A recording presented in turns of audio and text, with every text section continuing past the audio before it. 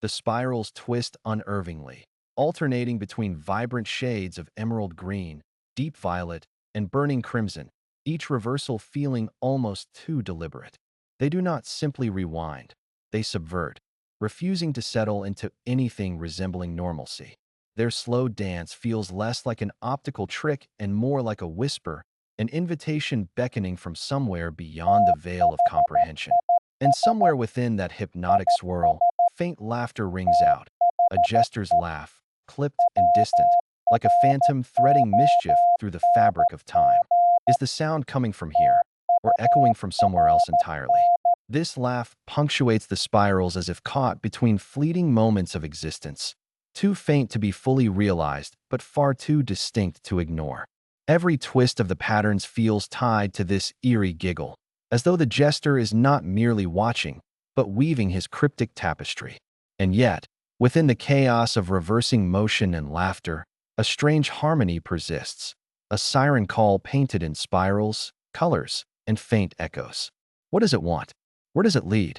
It is within this pattern, a deliberate cacophony, that the spirals begin to find their purpose. Or at least, they want you to think they do. Behind their vibrant dance lies the unspoken question: are these patterns random or guided by an unseen design?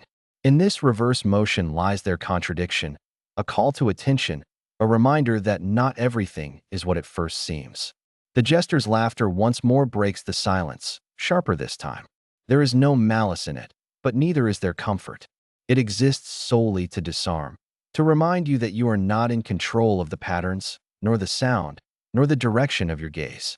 The sound comes first, faint, far off, yet somehow immediate, an echo of laughter that seems to well up from nowhere and everywhere at once. It curls around the edges of perception, a mischievous hum that dances just out of reach. This laugh is not jubilant, nor is it malicious. Instead, it teeters precariously between mockery and invitation, daring those who hear it to seek its source. But the source remains hidden, veiled in the folds of spiraling hues that reverse and twist in the corner of vision. At first, it feels like coincidence, a trick of light, perhaps, but the pattern never falters. Wherever the spirals pulse, the jester's laugh lingers. And then comes the feeling, sharp and sudden, like needles prickling at the nape of the neck. You are being watched, though by what? Or who? You cannot say. It's more than a glance. It's probing, calculating, as though unseen eyes are cataloging every move, every thought.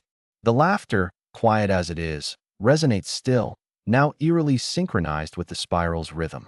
Each note, each chuckle, carries an unspoken question, a riddle waiting to be unwound. You turn, searching for the source, but there's nothing concrete to confront. Only shadows that shift and dance with every attempt to focus.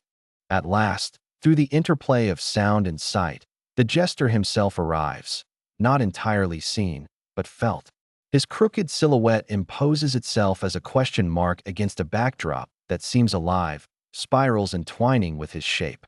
He does not stand still. Instead, he sways, melts, reforms, a trick of the eye that flickers between one impossible pose and another. Through the faint traces of his laughter, his presence whispers promises of answers, but only if you are willing to play his game. Without words, he challenges you. You belong to the spiral now, he seems to say. If you listen closely, the spirals do not just move, they hum. Beneath the surface of their vivid colors lies another layer, muffled whispers. Echoing voices fade in and out, some sharp, others barely intelligible. They seem to say words, phrases, fragments of something much larger, yet never fully coalesce into meaning. This is no accident. Each sound feels deliberate, as though piecing together a puzzle only half seen from the corner of your eye, a message left obscured, waiting for someone to try and understand. But be warned, these whispers are not stable. Their cadence occasionally skips, distorts, or reverses entirely, as though reacting to your attempts to focus on them. Listen again. Did you hear that? Within the distortion is a laughter, fleeting, faint, and jagged. Much like the jester's earlier presence, it leaves behind a feeling akin to static seeping into thought. The laughter always lingers just below audibility, triggering an instinctual curiosity mixed with dread. And yet, there's purpose in this chaos. when slowed down to precise increments. The vocal patterns behind the distortions form a rhythm, almost like coded beats or verbal Morse. Is it meant to simulate music? Or is it something older, primal, designed to unearth the part of us that recognizes hidden significance? The spirals are not content with subtlety alone. Occasionally, they flash imperfections, single frames where their movement halts abruptly, and jagged bursts of light reveal encrypted visual elements. These frames defy reality. A handprint against the spiral, an inverted mask, or a set of cryptic markings etched into the flowing colors. Strangely, they come with an audio signature, a sharp crackle followed by a deep, resonant hum.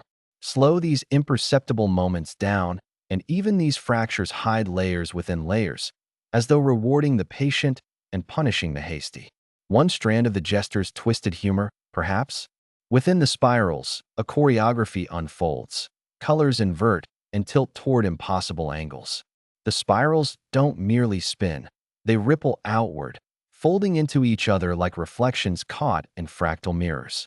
As you watch, the motion feels both fluid and jagged, an uncanny imitation of reality. And then, like the sudden appearance of a shadow in the corner of your eye, the Jester's laughter pierces the calm. Listen closely. It curls in on itself, looping like an echo trapped within the spirals. Are the spirals amplifying the laughter? Or is the laughter orchestrating the spirals? This question begins to blur. Suddenly, the spirals speed up, their colors bleeding into each other, creating kaleidoscopic patterns that flicker too fast for the eye to follow. In the chaos, the laughter changes, gaining a distorted edge that scratches at the fringes of your perception. Each sound mirrors the previous, but it's never exactly the same. Crackles and static creep between the echoes, as though the spirals are twisting the audio into something more primal, something more alive. The interplay feels deliberate, as though the Jester is sculpting the environment to mislead your senses. The patterns fold deeper inward, creating a labyrinth that you cannot escape. But just as quickly as it begins, the chaos recedes. The spirals slow, softening into hypnotic waves once more, though their depths now seem darker, more unstable. The laughter resonates, weaker yet sharper, echoing like whispers sneaking under a door. And then, the mirrors themselves begin to shift. Reflections within the spirals loop infinitely inward, fragmenting any sense of grounding. The Jester's image appears faintly within the shifting loops, subtly tilting his head as though he's watching closely. Once his presence vanishes, the spirals freeze for a breathless moment before beginning again, creating the illusion that time itself is faltering. At first, it's barely there, a faint chuckle that teases the edge of perception, elusive and maddening. Yet, as the spirals begin their inward collapse, the laughter finds its footing. It doesn't merely grow louder, it sharpens, twisting into a cacophony that feels less like a sound and more like a living presence.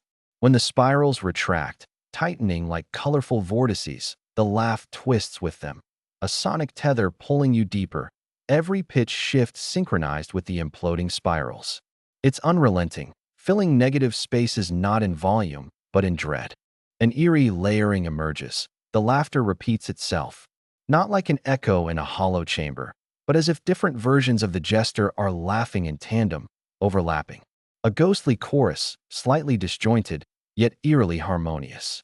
It creates the auditory illusion of depth, as though the sound is spiraling inward too, pulling your ears into its abyss. Each loop feels less human and more otherworldly. This auditory shift underscores something fundamental. What might have seemed comical at first now carries a sinister weight, a crescendo collapsing under its own paradox. But the laugh doesn't fade when the spirals finally implode. It persists, suspended in a void untethered by visuals.